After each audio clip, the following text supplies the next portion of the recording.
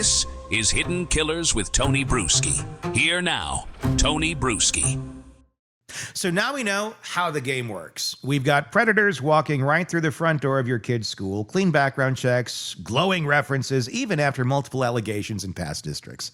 Because no one's required to sound the alarm. But let's stop circling the mess and talk about what actually fixes it. Because this is where it gets harder. It's easy to call out school boards. It's easy to drag districts for gutless cover-ups and hard-waving HR tactics. But what about the law? What about state legislation? What about national databases, reporting mandates, real consequences? What kind of reform actually sticks? There's been some movement, thankfully. Texas just passed a law to crack down on this exact thing. But it's too late for the Brink family. And every other state still playing hot potato with red flags, still trusting paperwork over people, still assuming the last district handled it while praying they're not the one who ends up on the front page. So in this final segment with defense attorney and former prosecutor Eric Faddis, we're talking solutions. How do we close the loopholes? What would real accountability actually look like? And why hasn't it happened yet? Let's go bigger than the blame game. Let's talk about how we stop this from ever happening again. Let's get into it. I mean, is this, more of a societal problem where we don't know what the hell to do with S offenders? Because, outside of school districts, it's very lax half the time in terms of what is prosecuted, how long the punishments are. It's just like, yeah, they're icky people, but we can't kill them. So, some countries have just said that, like, let's just kill them. There's nothing that's going to work here. But it just seems to be like, unless something horrible happens, and that is documented and proven, you can have somebody that has decades of complaints against them, but never quite proven because they know how to walk right up to that line without getting caught. And it just goes on and festers forever. Is this a problem? And look, I get the role of unions. I'm not completely against them.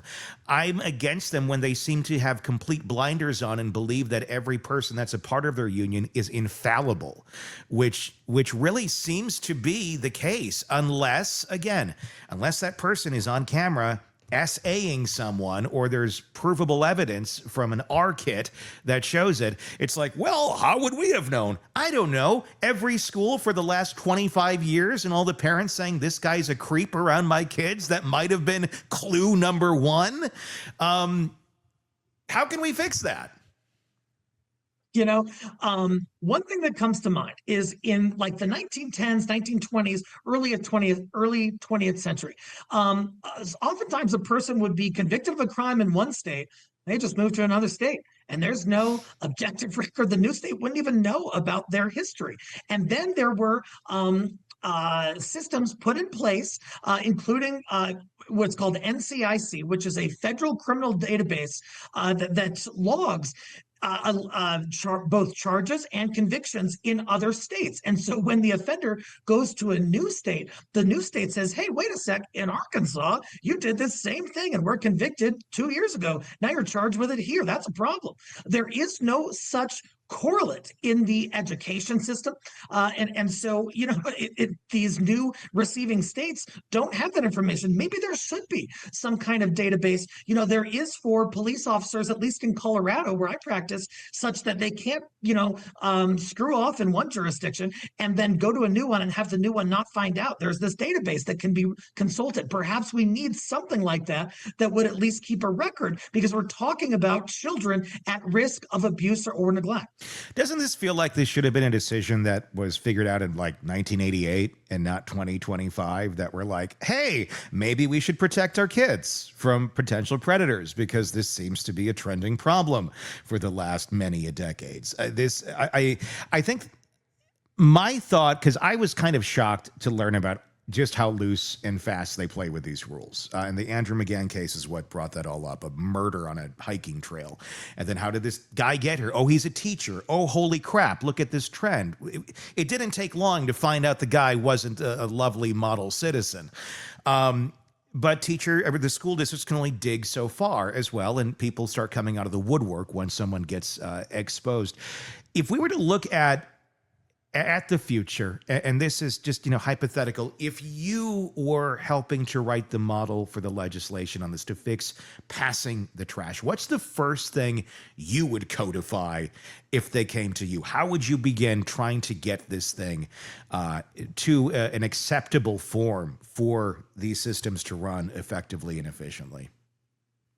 I personally think a good starting point that's very workable, that's very relatively easy to institute, would be a national database that logs accusations and, founded wrongdoing, that kind of thing. In Colorado, like I said, we had a problem with police officers where they'd be in some remote jurisdiction and they'd do something illegal or horrible, and then they would just move to a different jurisdiction. The new jurisdiction wouldn't always know about it. The new police department would hire them, and lo and behold, they're using excessive force again. So we implemented this statewide database that lists all the accusations and also the substantiated wrongdoing. And defense attorneys, in fact, have access to that information. What would be so hard about having a national database that has that, such that every time there is an alleged incident, it's at least reported. There's an indication as to whether it was substantiated by evidence or not. It wouldn't necessarily put a scarlet letter on teachers who were wrongly accused, because it would show that the allegation was not substantiated. That would be a starting point, and it would be relatively easy. However, without the Federal Department of Education, the resource issue might come into play. I guess the question there is, what does founded mean? Is this a founded complaint? Well, as we're playing legal chess match back and forth of what about that? Because is it founded? And I get it, but how do you define that if it's never prosecuted? If there was nothing to prosecute, is it number of complaints? That would be certainly something. If I were looking at hiring a teacher, I'd be like, well, there's quite a few of these unfounded complaints. If there's like one, maybe, but I would think you'd almost be going for none. You might immediately hurt someone and their job prospects of getting that job if there's one, and it's unfounded. That's not fair to that teacher. If they're a good teacher and it was just, a shit kid or something that was accusing them of something that was absolutely not real, just in a vindictive way to hurt the teacher's reputation and whatnot. And I'm not thinking you're going to get a lot of that in elementary, but certainly in high school, that could happen. So how do we do that? What would founded be? What does that mean in a functional way where we can protect the good teachers while making sure the predators get caught and removed? One way to think about it, Tony, is look at the criminal law.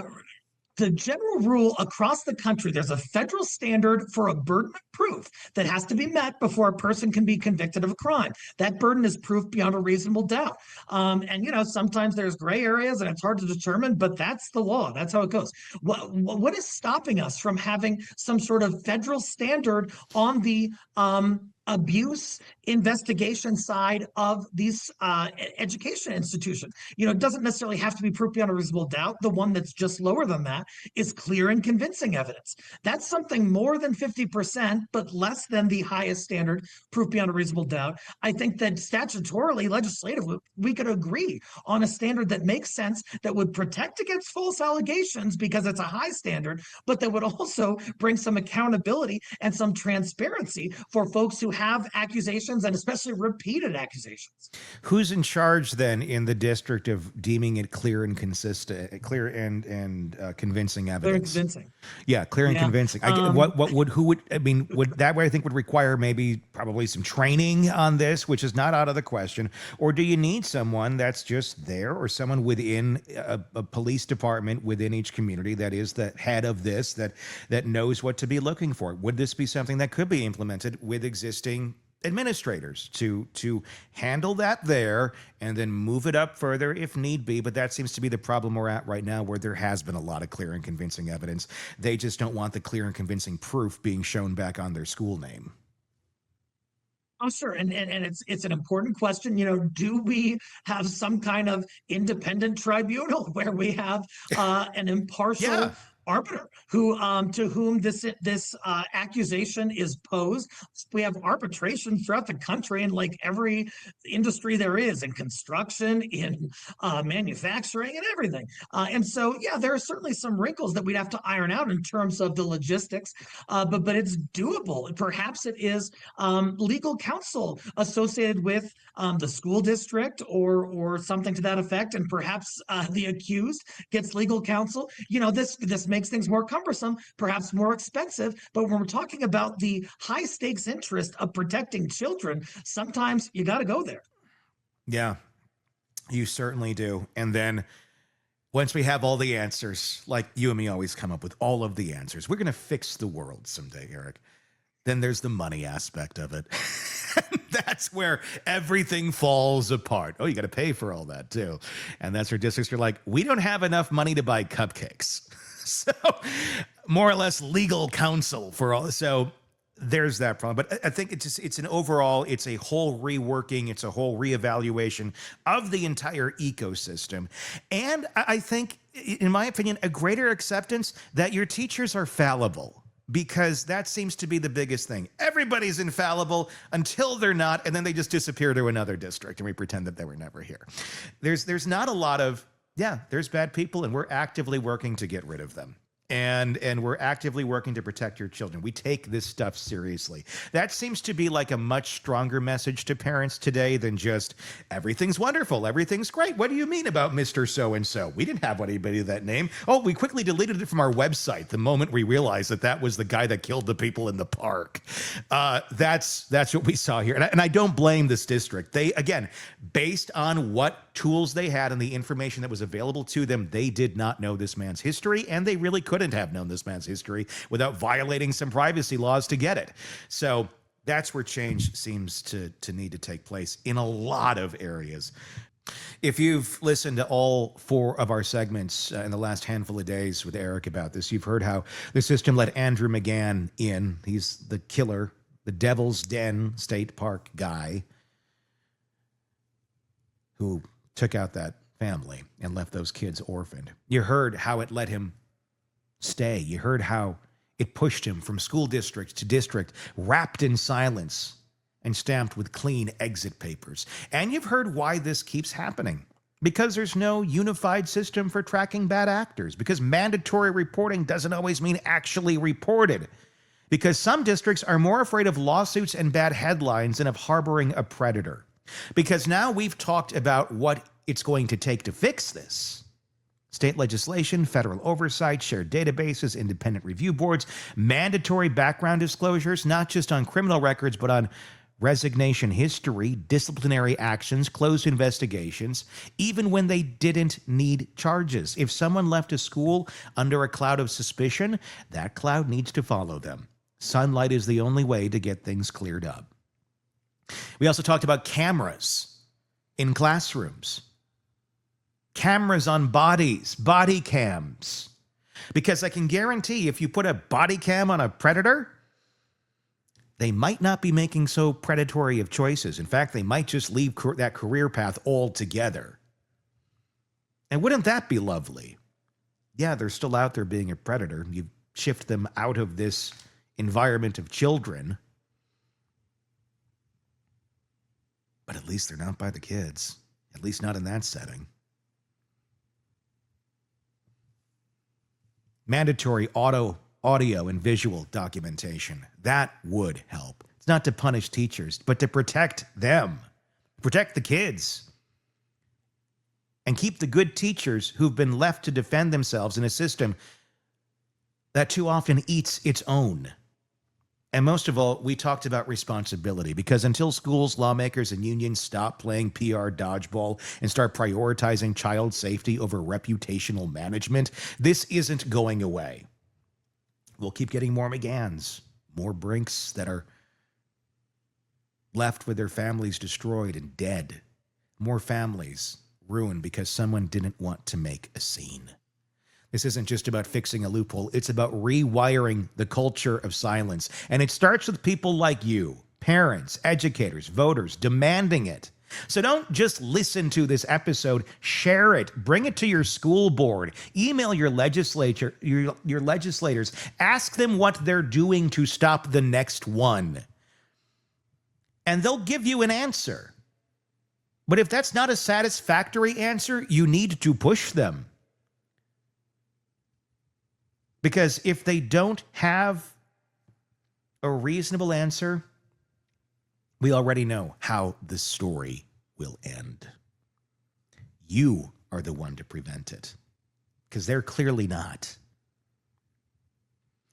Do your part. Let me know your thoughts in the comment section. Press subscribe wherever you are listening to this or watching this. Just search Hidden Killers with Tony Bruschi wherever you get podcasts, or on YouTube to find us on each platform. And like I said, comment on YouTube. Please press subscribe. I greatly appreciate that. Until next time, I'm Tony Bruschi. We'll talk again real soon. Want more on this case and others? Then press subscribe now and don't miss a moment of true crime coverage from Tony Bruschi and the Hidden Killers podcast.